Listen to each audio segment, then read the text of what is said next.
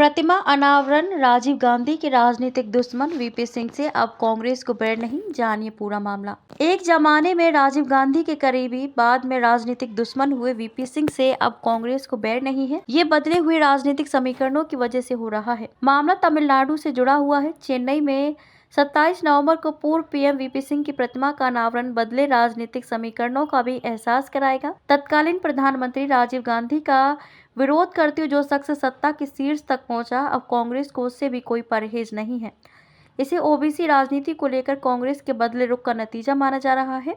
तमिलनाडु सरकार के इस कार्यक्रम में कांग्रेस के नेता भी शामिल होंगे, जबकि अखिलेश यादव विशिष्ट अतिथि होंगे। तमिलनाडु के सीएम और डीएमके नेता एमके स्टालिन चेन्नई में प्रेसिडेंसी कॉलेज में वीपी सिंह की प्रतिमा लगवा रहे हैं। स्टालिन का कहना है कि देश में सामाजिक न्याय की लड़ाई को वीपी सिंह ने एक मुकाम पर पहुंचाया था, इसलिए ऐसी शख्सियत को सम्मानित करना और याद रखना हम सब का कर्तव्य है। स्टालिन ने वीपी सिंह के प्रधानमंत्री कार्यकाल में तमिलनाडु में किए गए कार्यों को भी उल्लेखनीय कार्य बताया। एक राजनेता के तौर पर देखें, वीपी सिंह के राजनीतिक सफर का 1990 के दशक में ही अवसान हो गया था, लेकिन कांग्रेस उनको लेकर लंबे समय तक सहज नहीं रही।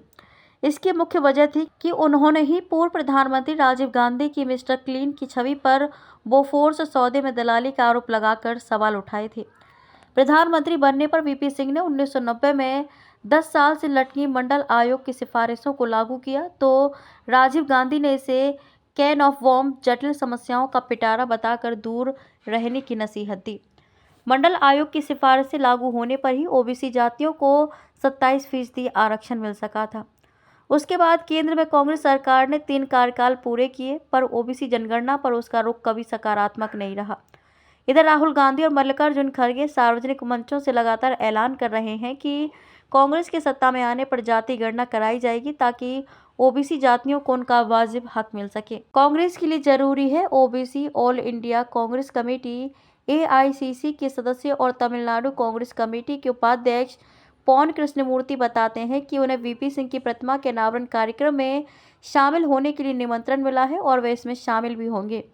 जेएनयू के सेवानिवृत्त प्रोफेसर आनंद कुमार कहते हैं कि देश की समकालीन परिस्थितियों में कांग्रेस को सत्ता तक पहुंचने के लिए ओबीसी राजनीति का ही सहारा लग रहा है। इसलिए सामाजिक न्याय के मसीहा माने जाने वाले वीपी सिंह को लेकर ना तो अब वह कोई विपरीत रुख रखना चाहती है और ना ही इसकी अब कोई प्रासंगिकता या जरूरत बची है।